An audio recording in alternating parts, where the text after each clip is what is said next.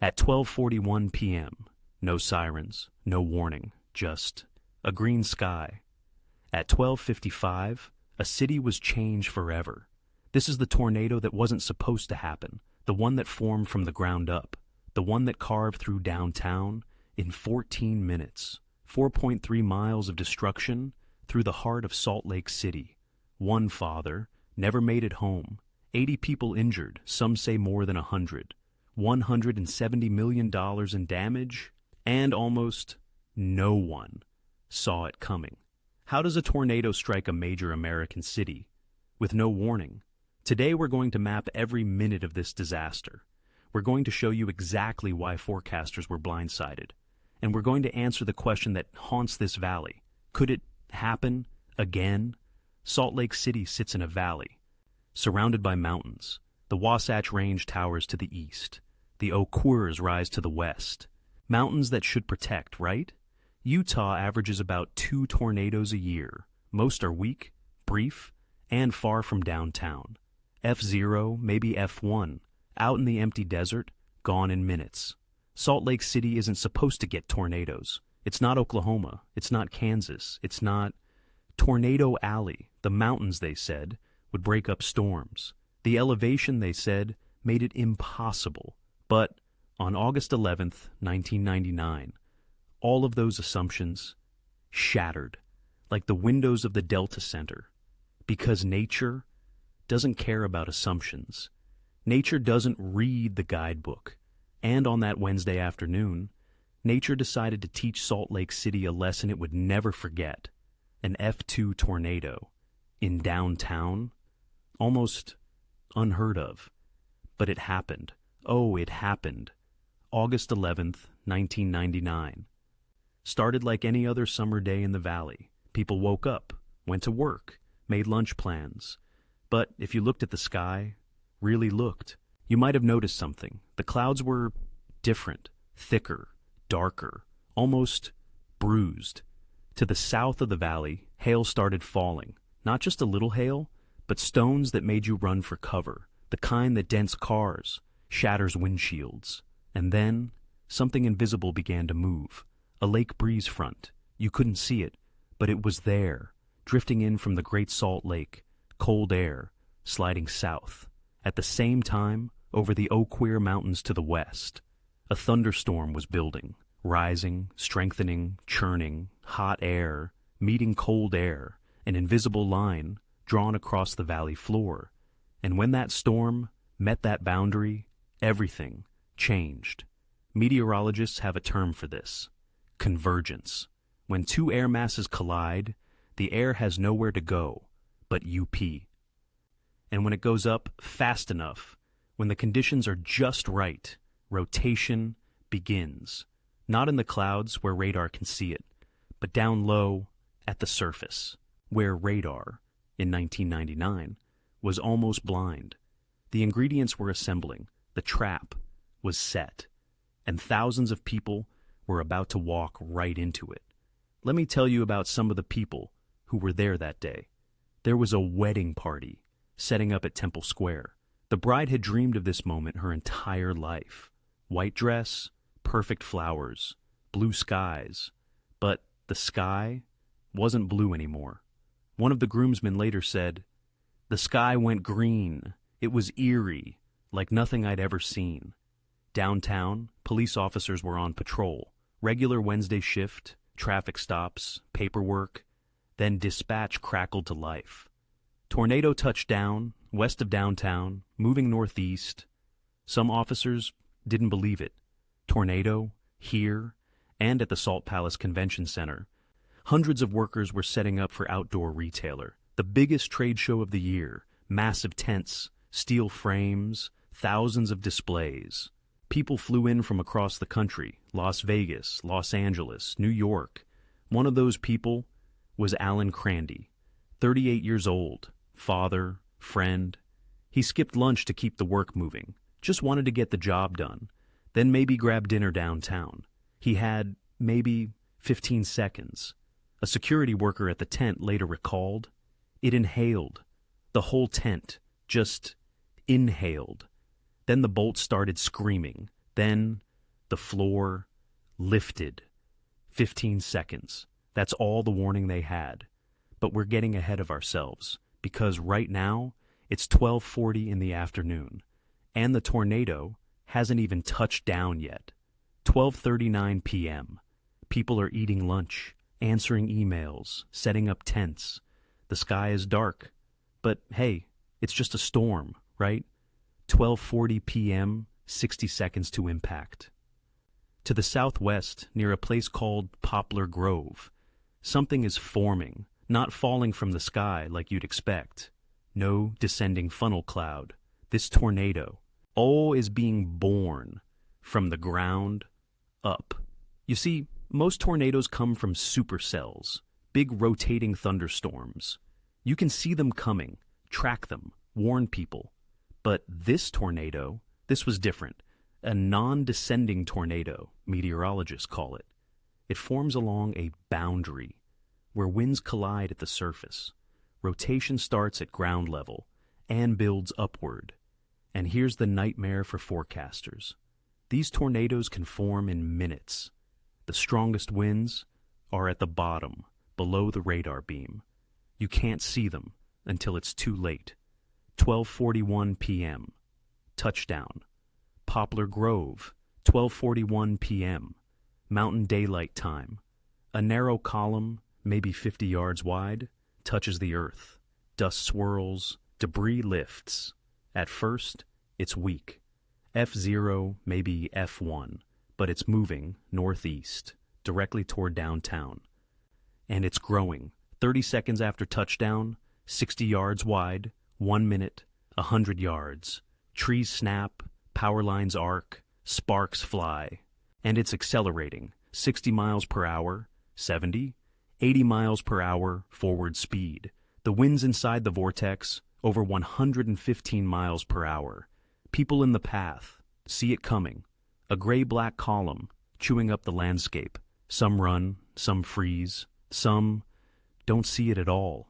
And all of it, is happening with no tornado warning. The National Weather Service has no idea.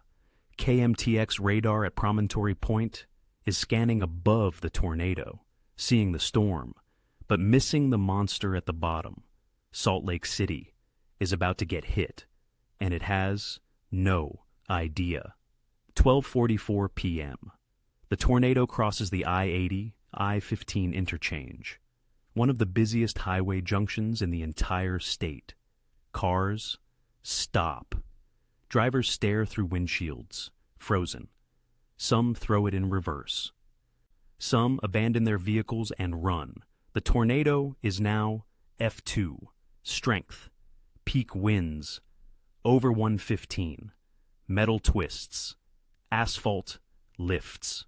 Light poles bend like straws. A semi-truck gets spun sideways. Guardrails shredded. The air turns to shrapnel. Road signs, rebar, chunks of concrete. By sheer luck, no one on that interchange dies, but it's close, so close. And now, the tornado has a clear path, straight into the heart of downtown. The Delta Center is less than a mile away. 12:46 p.m. The tornado slams into downtown Salt Lake City. The Delta Center, home of the Utah Jazz, looms ahead. A massive arena, steel and concrete, built to withstand, well, basketball, not this.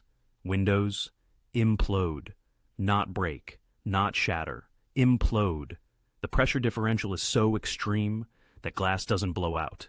It gets sucked in. The roof peels. Sections of metal decking torn away like tin foil. Inside, staff hear a sound like a freight train. Then, crack, boom. The building shudders. Across the street, the Wyndham Hotel, later known as the Radisson. Floor-to-ceiling windows, gone. Hotel guests on upper floors, diving under beds, into bathrooms, glass, raining down into the streets below. One witness described it like this. It sounded like the building was being eaten, just consumed. But the tornado isn't done, not even close. Because just 2 blocks away, at the Salt Palace, hundreds of people are trapped under tons of collapsing steel, and one of them won't make it out alive. Let me take you inside that tent. Imagine, you're setting up a booth, hammering stakes, hanging banners. It's loud. Forklifts beeping, generators humming, people shouting over the noise. You glance outside, and you see it. A wall, a churning black wall. "Run!" someone screams. But where? The tent is huge, steel frame, anchored to the ground. It's supposed to be safe, right? 15 seconds. That's what the survivors say. 15 seconds from what is that to impact. The tent inhales, the fabric sucks inward. Then the bolts, the massive bolts holding the frame together, start to scream, metal on metal, shearing, snapping, and then the beams, huge steel I-beams, start to fly, not fall, fly, spinning through the air like missiles. People dive, crawl, some are thrown. The floor lifts. Entire sections of the platform peel away. Alan Crandy was near the center. He didn't have time to run, didn't have cover. A beam struck him, 38 years old, from Las Vegas. Father, friend, just trying to do his job. He was the only fatality that day, but in a tornado that lasted 14 minutes, that struck in broad daylight, in the middle of a city, one death is almost miraculous. But it's also one too many. Emergency crews flood the scene. Sirens, shouts, chaos. People are pulled from the wreckage. Blood, broken bones, shock. Dozens injured, some critically. But even as first responders work, even as ambulances scream through the streets, the tornado is still moving. And it's headed for Temple Square. Temple Square, 10 acres, sacred ground, the heart of Salt Lake City, the tabernacle, the temple, gardens, monuments, visited by millions every year. And right next door, the LDS Conference Center is under construction, a massive project, cranes, scaffolding, hundreds of workers, one crane, towers, 200 feet in the air, 12:48 p.m.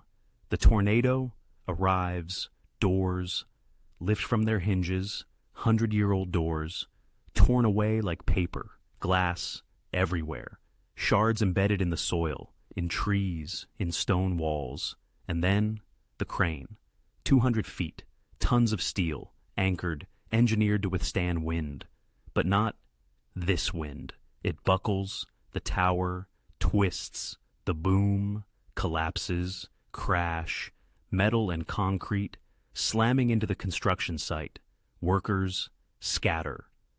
By some miracle, no one is killed, but the crane, a symbol of progress, of building, lies in a twisted heap, scaffolding shredded, ripped from the walls and sent tumbling across the plaza. Debris, lifts, chunks of metal, plywood, tools, flying over the tabernacle, over the temple spires, raining down on the other side.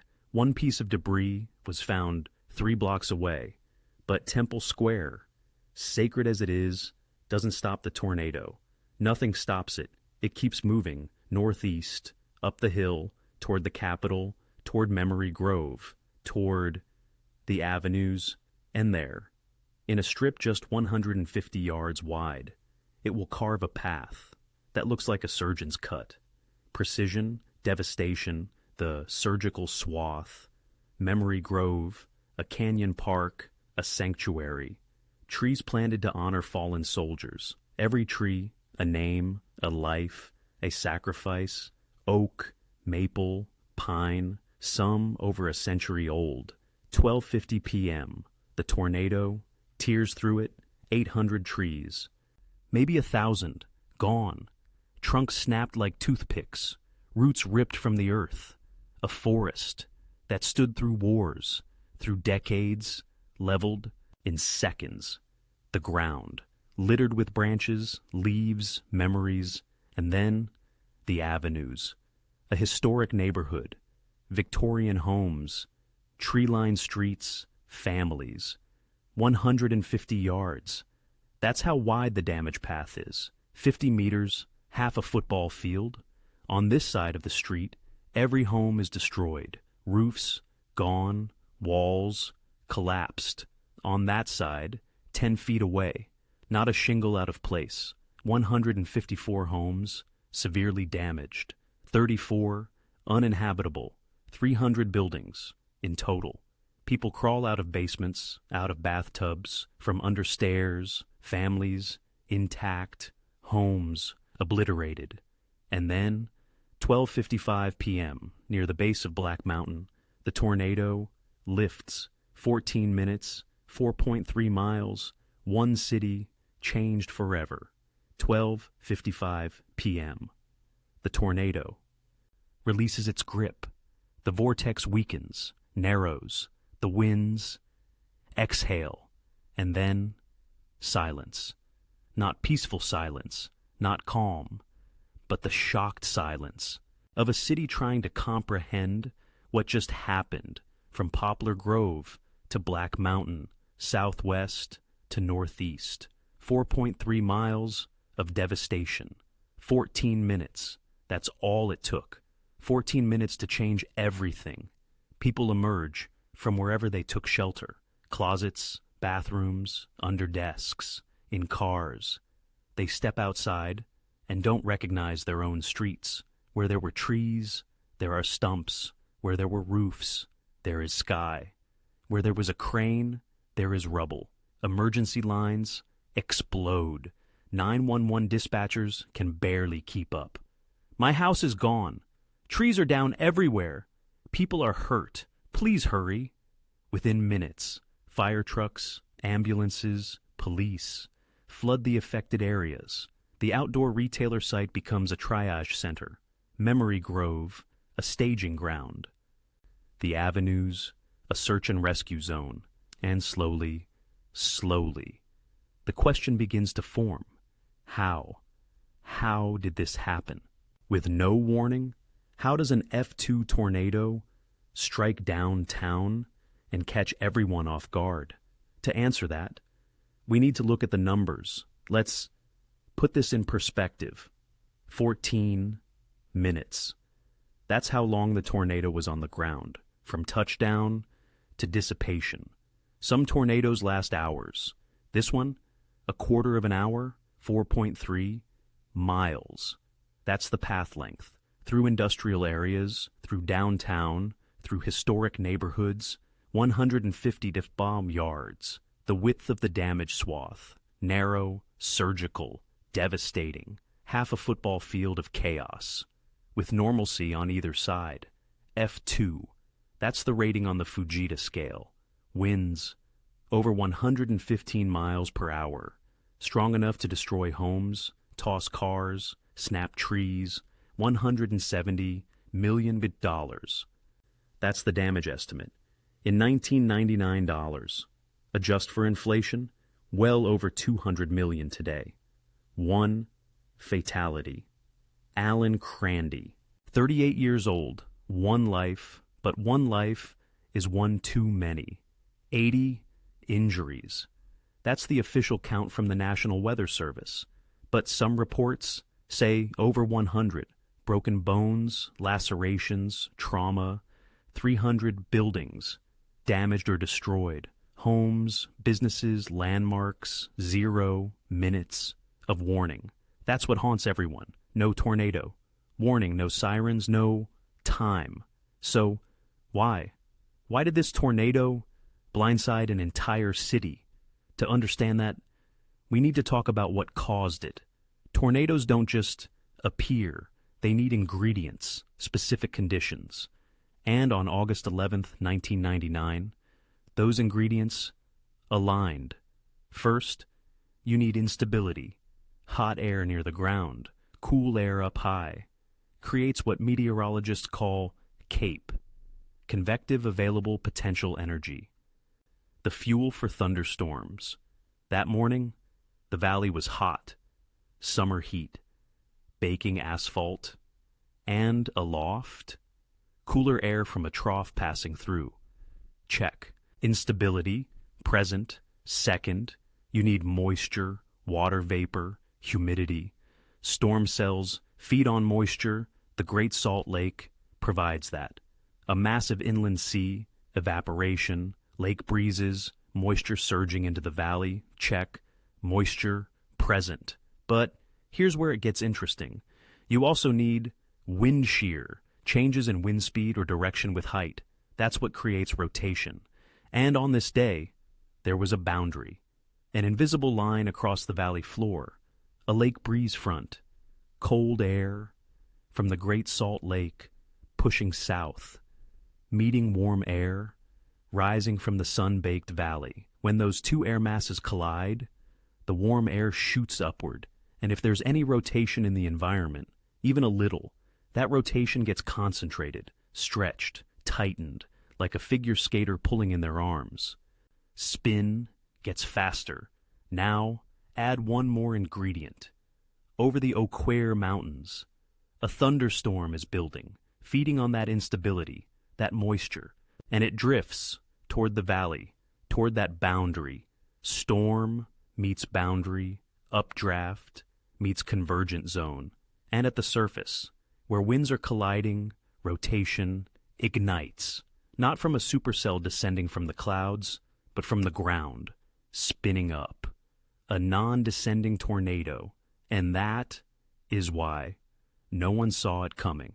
Let me explain. Why this type of tornado is a forecaster's nightmare. Most tornadoes, the big ones, come from supercells, massive rotating thunderstorms. You see them on radar, big, obvious, hook echoes, velocity couplets, clear signatures. Those tornadoes, you can track them, warn people, give them time, 10 minutes, 20 minutes, sometimes more. But non-descending tornadoes, the ones that form along boundaries at the surface, they form in minutes, sometimes seconds. They're small, narrow, and the strongest winds are at the bottom, where radar beams, in 1999, could not see. See, radar sends out a beam. That beam travels in a straight line, but the Earth curves. So the farther you get from the radar site, the higher that beam gets above the ground. A tornado at low levels, in a valley, surrounded by mountains, radar might see the storm above it, but the tornado itself, the spinning column of death at ground level, invisible. And that is exactly what happened in Salt Lake City. The tornado was there, spinning, destroying. But to the radar, it was a ghost. So let's talk about the radar that was watching, and what it could and couldn't see. August 11th, 1999. The National Weather Service in Salt Lake City is relying on one primary radar, KMTX. KMTX is located at Promontory Point on the north side of the Great Salt Lake, about 50 miles from downtown Salt Lake City. Now, 50 miles doesn't sound like much, right? But remember, radar beams travel in straight lines, and the Earth curves. By the time that radar beam reaches downtown Salt Lake, it's scanning at about 3,000 feet above the ground. And this tornado, formed at the surface, maybe 500 feet tall at most, KMTX, was looking right over it, seeing the storm cell, seeing the rain, seeing the clouds. But the tornado itself, below the beam, invisible. Now, here's the twist. There was another radar, one that could have seen it. The FAA's Terminal Doppler Weather Radar, TDWR. TDWR was designed for airports to detect low-level wind shear, microbursts, dangerous winds near the runway. And it was positioned much closer to the valley floor. TDWR likely saw signatures of this tornado. Velocity data, rotation, warning signs. But here's the problem. In 1999, TDWR data was not fully integrated into National Weather Service operations. The FAA had it. Forecasters knew it existed, but it wasn't piped into the warning system, not yet. So even though the data was there, no one was watching it. No tornado warning was issued. Not because forecasters were negligent, not because they didn't care, but because the technology and the systems weren't ready.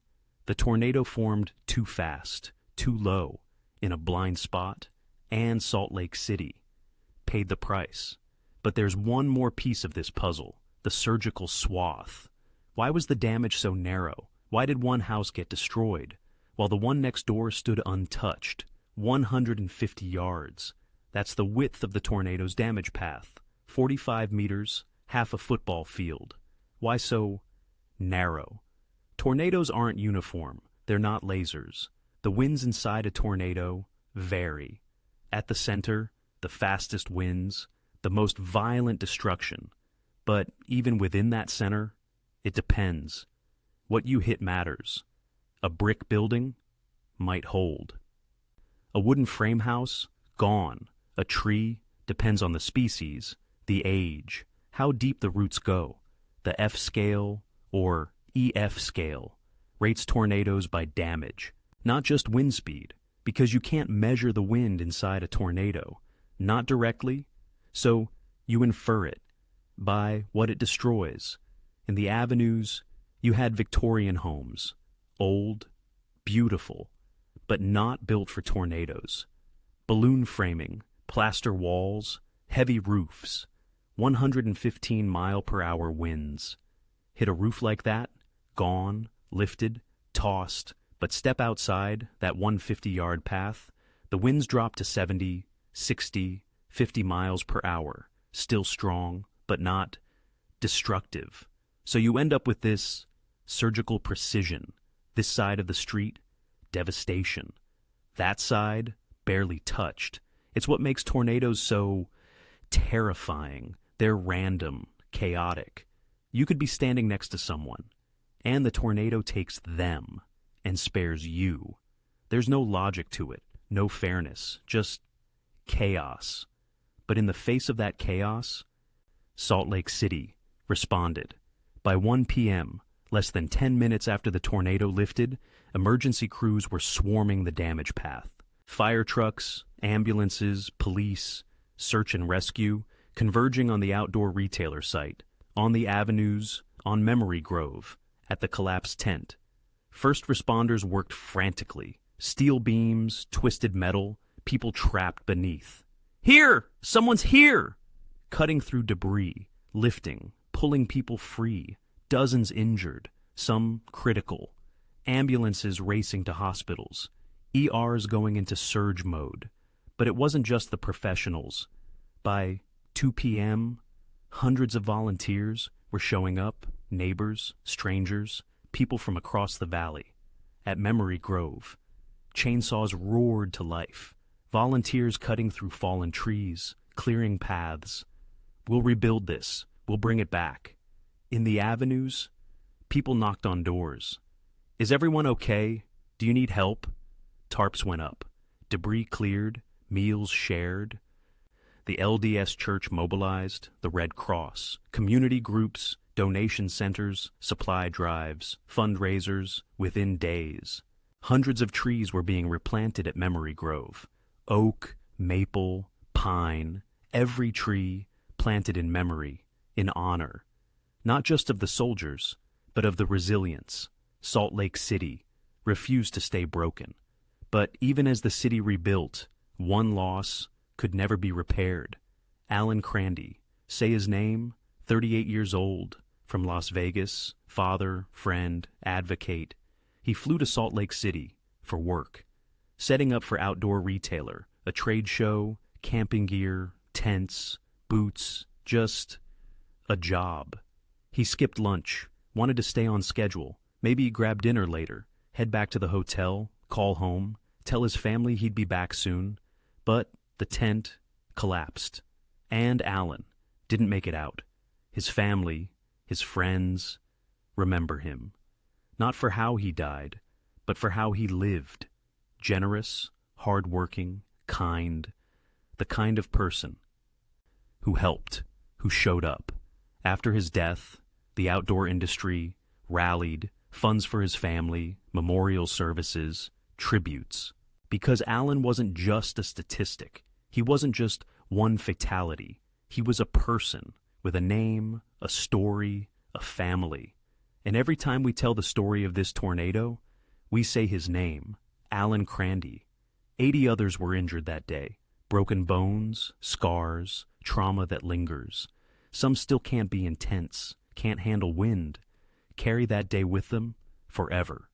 But they survived. And in the years since, Salt Lake City has learned, adapted, changed.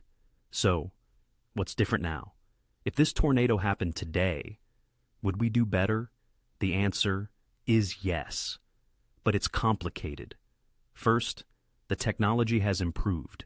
TDWR data, fully integrated into National Weather Service operations.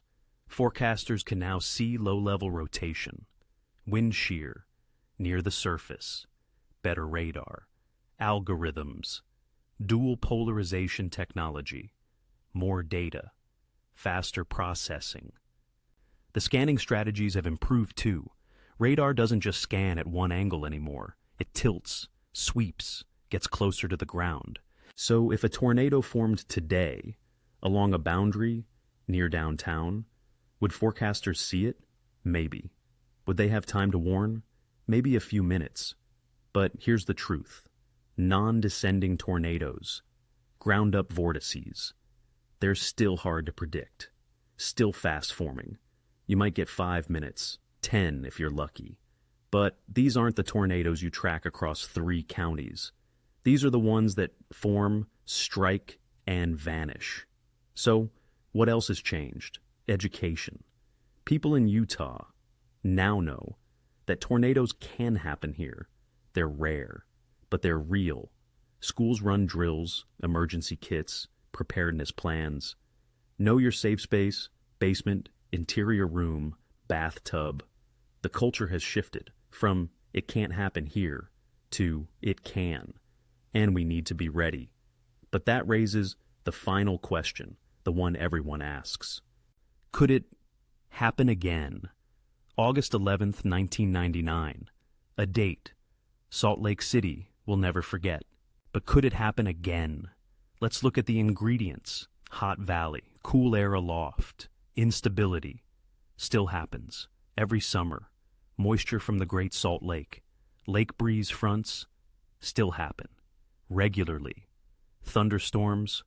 Forming over the Eau Queers, drifting toward the valley. Still happen. Multiple times a season. So, the ingredients are not rare.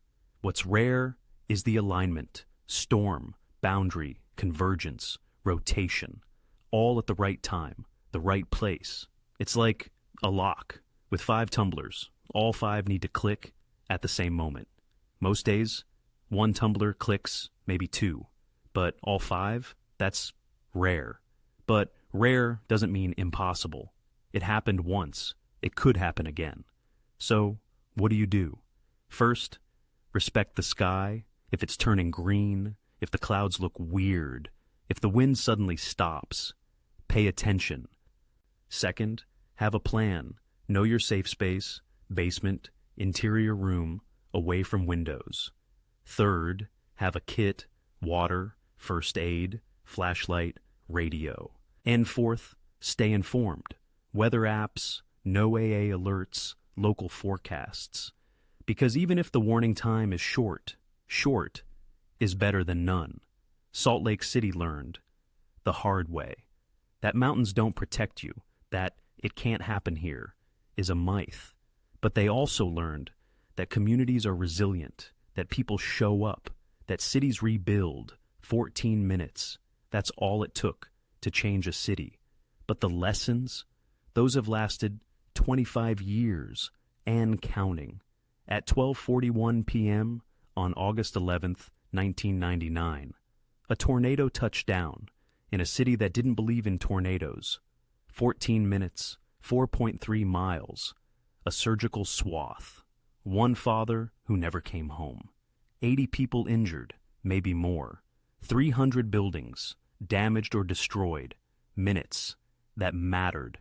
Memory Grove fell, but was replanted. The Delta Center, scarred, but repaired. The avenues, shattered, but rebuilt. Alan Crandy's name is remembered. His loss is honored, and Salt Lake City learned that rare doesn't mean impossible, that mountains don't guarantee safety, that tornadoes don't read the rule book, and that when the sky turns green, when the wind goes quiet, when the air feels wrong, you listen. Because nature doesn't warn twice. This was the Salt Lake City tornado. The tornado that wasn't supposed to happen. The one that formed from the ground up. The one that taught a city to never say never. 14 minutes, a lifetime, remember.